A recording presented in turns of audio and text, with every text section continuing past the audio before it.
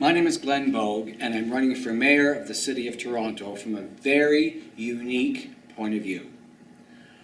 Where most of the candidates are speaking about things like subway, transit, traffic problems, and Toronto Island Airport, the main issue in almost every election is the economy. And right now, Toronto is in a very precarious situation. One might call it a crisis. But as the age-old adage says, crisis is danger and opportunity. The danger for us right now is coming from the United States. I have spent 30 years as a resident of the United States, and I can tell the Canadians today that the United States economy is in extremely bad condition. Should the United States economy collapses, what will Toronto do when that tsunami from the south makes its way north into our banking system? That can happen because the Central Bank of Canada is tied very closely to the Central Bank of the United States.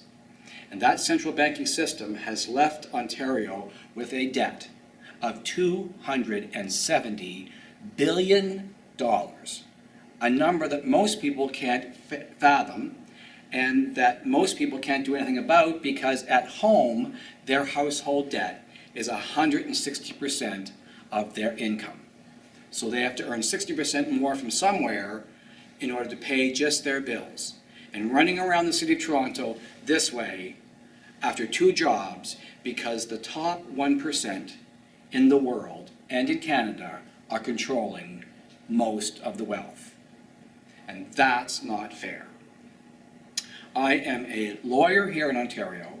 I have a master's degree in history, which I have concentrated in the area of nutritional history, going back to the time of the 1960s before drug companies were influencing the education of our physicians.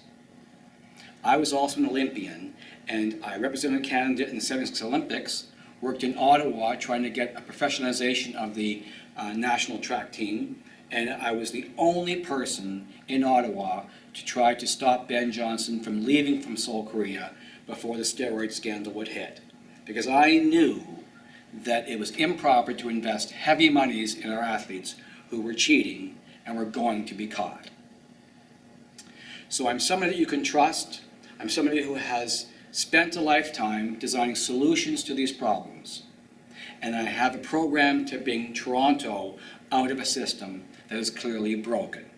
And in this YouTube, we will go through a 5-point program that will rescue this city and set it up as the #1 city in the world.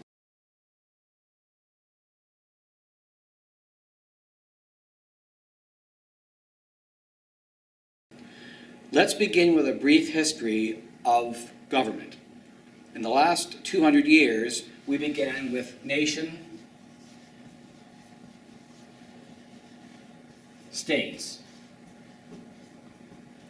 which worked because in one nation you had 100% of the population being homogeneous. You were all Hungarians, or you were all Russians, or you were all Australians. But that's not the world we live in today. The world we live in are cities, which are all over the world, but in those little compartments of cities, there are 100 or 200 or 300 different ethnicities. And so today, in the modern world, many cities around the world are now meeting in a link called metropolis, where the city mayors are getting together and trying to get the power away from the federal capital and back into the city. And this avoids the gridlock in Ottawa and at Queen's Park, where debates over legislation's general guidelines go, and brings power back to the mayor, who gets the rubber onto the street and gets things going. So let's go from nation states into what used to be all over the world was city charter states. A charter has its own legislation and its own regulations. It's well known now in Toronto that people don't want to invest in this city because the bureaucratic nightmare is daunting. For example, I'm a contractor. There are numerous snafus in our overlapping system between Ontario and Toronto. The fire department doesn't talk to the building department, doesn't talk to the zoning board, doesn't talk to the Board of Adjustments, doesn't talk to the building department. This can't happen in a modern society. Everything will become streamlined under a Toronto charter, which would compartmentalize the process so that the builders will know the day they bring their applications in for permits, they will have their permit within 14 days. We will have a clock on the wall so that builder knows that on the 15th day, he's guaranteed to start his construction.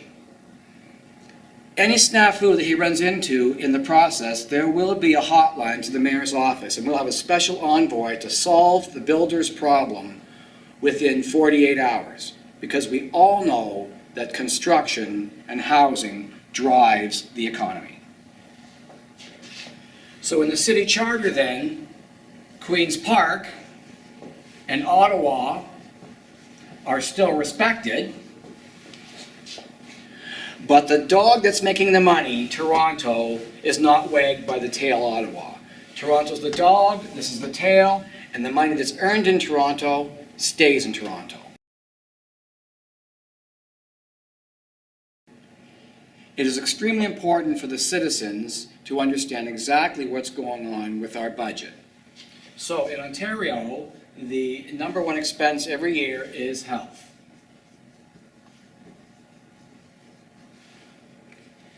The #2 expense is education. The #3 expense, and this should be a huge surprise to everybody, is interest on $300 billion debt. By way of comparison, California has a debt of $150 billion, about half of this.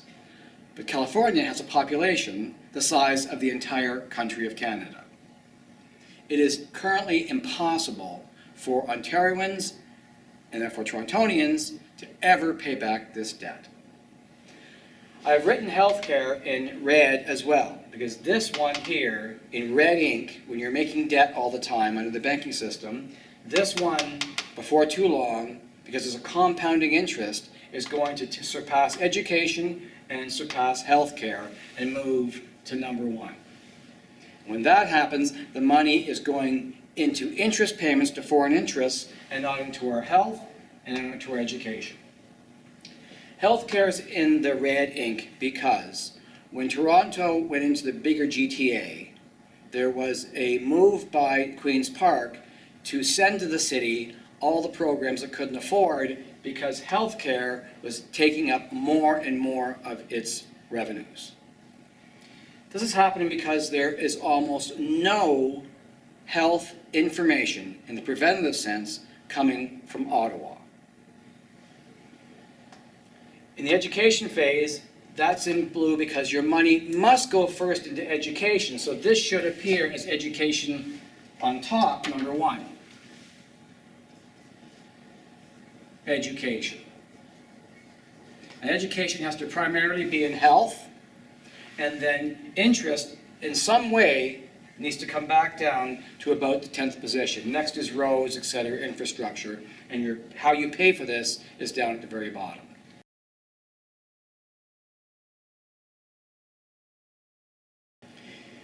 Let's concentrate now on the one topic of health, which ought to be a #2 issue for all the women of Toronto, because they're the ones primarily concerned about diet, concerned about health of the family, and they usually feed most of the family. Health care has two aspects. One is financial, and one is what kind of information is coming out from the government that has claimed authority over health care issues. Financially, Ontario is in real trouble because over the next 20 years, the senior class is going to double. And in that senior class currently, those people who are 45 to 65 years old are 60% overweight or obese. as opposed to normal, other, but unacceptable age classes, which are usually 30%. And when the waistlines of your population begin to expand, we all know that healthcare costs go up, crushing us with additional debt, perhaps in the hundreds of billions of dollars. The second aspect is information. I am a nutrition historian, and I made it my business to go back to the 1960s to Nobel Prize level research to find out what was being taught to our physicians and doctors back then, before drug companies came into North America to begin to subsidize the education of our physicians. For many decades, nutrition was taught in 1% of the curriculum for doctors and nurses. This should shock most of our citizens. I built homes for many, many doctors, and I can tell you today that not one of them guessed the answer to the next question. What are the 6 things required by your cells to provide perfect weight and perfect health every day you walk on this planet? If your answer is I don't know, that's where I started. I was a lawyer, I have a master's degree in history, I was an Olympian, and more important than all that, I have 5 children. And I sat in that audience in my first lecture 15 years ago, and I answered, I don't know, but I'll find out. There are, again, only 6 things that are required to keep you in perfect health. And when I ask Torontonians what number 1 is, they mostly say vitamin D. It's the latest rage in the promotions of the drug companies trying to take over the supplement business via Ottawa. The number 1 nutrient is an EFA because it is an essential fatty acid required by every cell in your body. If you can, by analogy, imagine running your car, which takes 6 to 8 quarts of oil, and you're trying to run it on half a quart, that engine is going to seize. And the day that that engine seizes means huge cost to healthcare.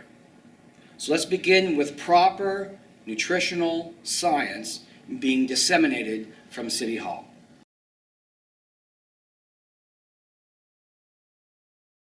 Now let us look at what actually happens to these great profits from those solid Canadian banks. Currently we have 5 banks. But when I Googled the top shareholders of Bank of Montreal, I was surprised to find out that the top 4 positions of ownership of the stock of Bank of Montreal are the other 4 banks. I wish someone could explain that to me. I went further to the owners of the top stock holding positions of Scotiabank. Scotiabank top shareholders are the other 4 banks. TD Bank the same. The big 5 banks have interlocking stockholders at the top. In 2012, each bank reported about $10 billion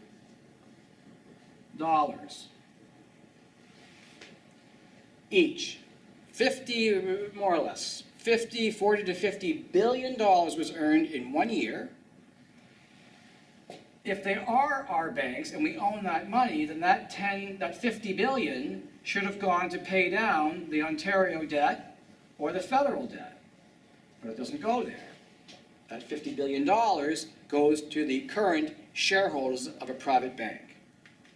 I propose to wipe that out and bring into Toronto a Toronto bank, because it's your bank and you own it.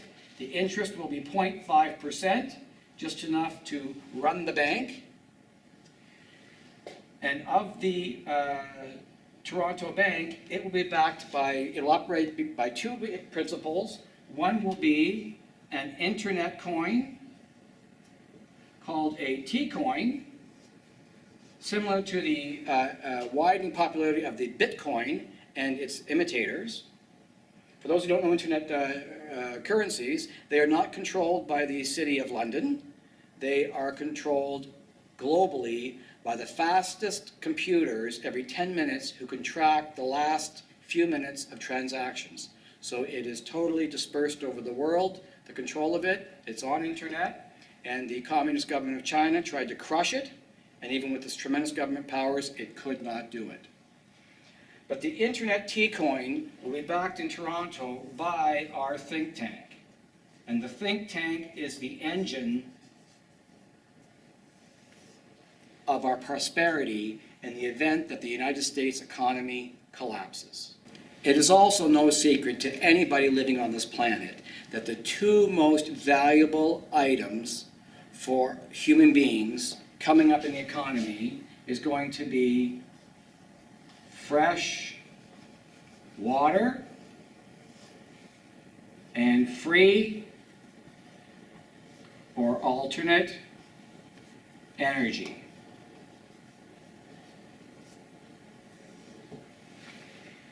Canada currently has about 40% of the available fresh water in the world. There are allegations that the United States is tapping it out of our Great Lakes from Lake Michigan. I can't do anything about that currently as Toronto Mayor, other than to make Torontonians and the rest of the country aware from City Hall, Toronto, that this is our most valued commodity and that it is being taken from us surreptitiously. But I can do something about free energy and alternate energy technologies. There are biomass experiment right now in northwestern Ontario taking wood chips, which are full of sunlight, if you understand full spectrum sunlight and sunlight principles. The energy is coming off those chips and is being converted into electricity.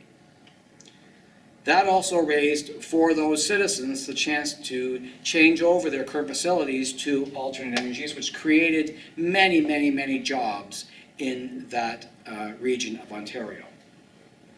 But free and alternate technologies are all over the world. As a businessman, your problem is twofold. The pressure to make money that everybody's running up into here to pay their household debt means that the scientist must rush to market. It's a very dangerous exercise doing alternate energy. Many people have problems in the lab. But if done properly, we would bring these inventors who are likely in Ontario to Toronto and offer them a 50-50 deal. Because the other problem with an entrepreneur is that the person who offers the finances gives them a 5-year leash. And if Bozo is not going fast enough with his research or his marketing in the 5-year period, you lose all your life's work to the financier. Not going to happen in the City of Toronto. In the think tank, it's 50-50, and this is where we're going to generate the income to get rid of the real estate tax over time. Real estate taxes are gone. And replace that with a dividend. The second aspect of the think tank is, as I said earlier in the YouTube, I am a nutritional expert.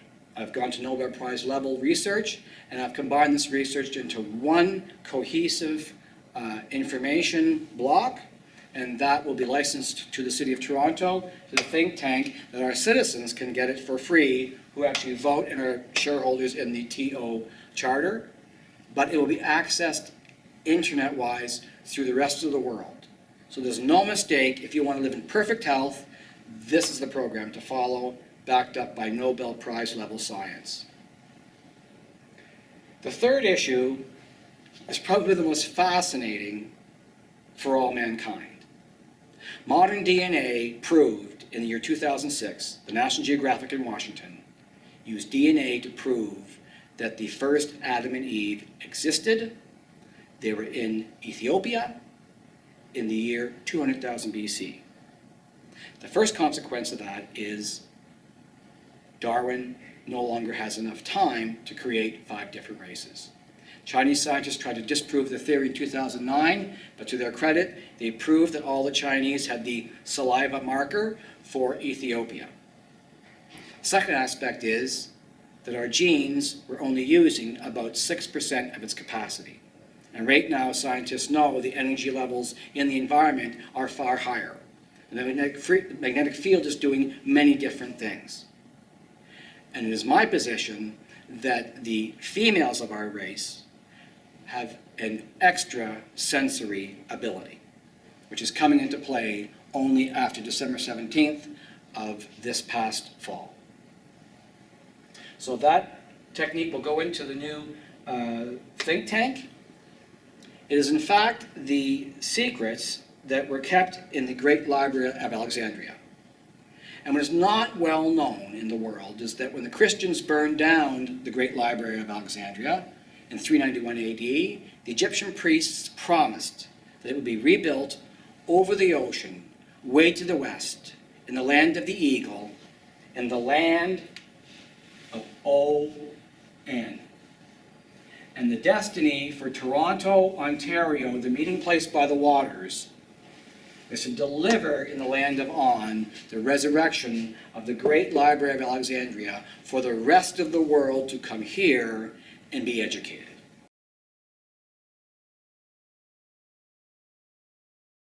And now let's address the number one issue driving Torontonians crazy on a daily basis, and that of course is traffic. $60 billion has been proposed by the Premier that we're going to borrow, because we ain't got it, from somewhere to have some kind of plan put out in the future.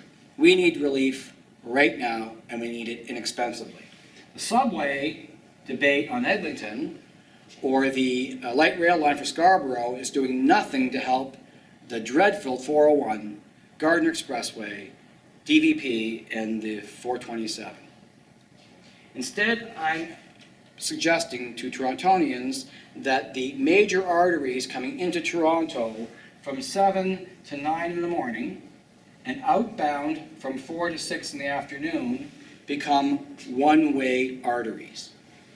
No left-hand turns on the one-way artery, and each side of the road, like Yonge Street, would have bus lanes down both sides picking up passengers on each side of the road. The middle lanes go straight into the city, and when they get to the city, they are guided into predetermined parking garages, perhaps by the police, with automatic payment devices of some kind to be designed perhaps, that the traffic flows right into parking non-stop. Also between these periods, 7 to 9 and 4 to 6, there'll be no trucks allowed on our highways.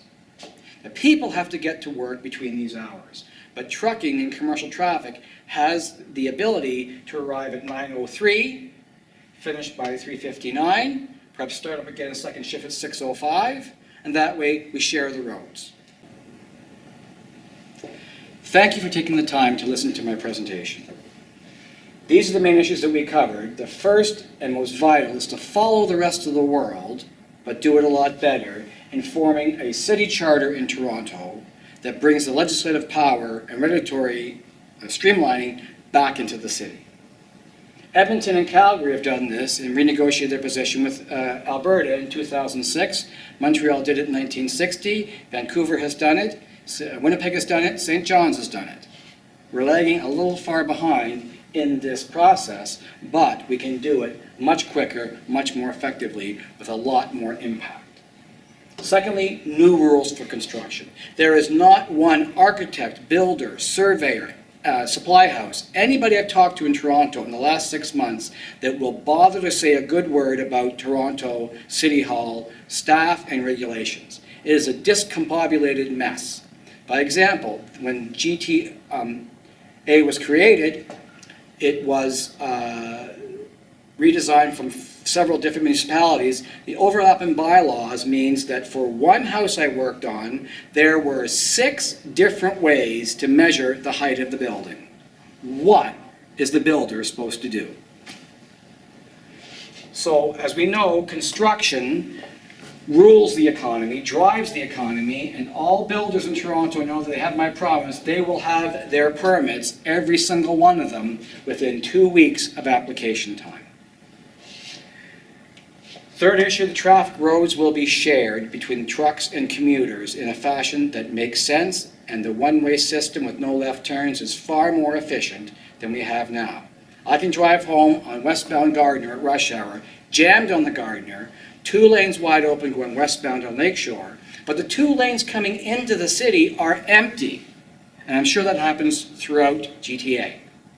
Those 8 lanes will go westbound, and anybody who wants to come into Toronto from the western region can come in on Queensway. Just for the 2 hours that we spoke about, the rush hour traffic. Health. Our current information is deplorable because it's not being disseminated to the people, and it's not high enough knowledge. So that will be corrected, and that information, of course, will be put into the Great Library, our think tank. And into the Great Library, the greatest thoughts on the earth will be drawn into this Great Library for redissemination, and that is where the dollars are. As your mayor, I am a lawyer. I can figure out the charter bank. I can help to guide the way to the TO bank itself with the T-coin. I am 25 years a builder, so I understand all facets of construction. And on that issue, there'll be regular checks on public crews to make sure that they are working efficiently and that the progress design is working hopefully 24 hours and efficiently to get it done in as short a period as possible. Traffic shared is self-evident. Health-wise, I am one of the best experts in the world because my research is Nobel Prize footnoted. So it's made public, and I just love the idea of the Great Library of Alexandria going to where it is destiny is in Toronto, in the land of ON. It's up to you people on October to vote for the same old, or revolutionize the city charter state and let the rest of the world follow Toronto. We will be, in short order, the #1 city on the planet.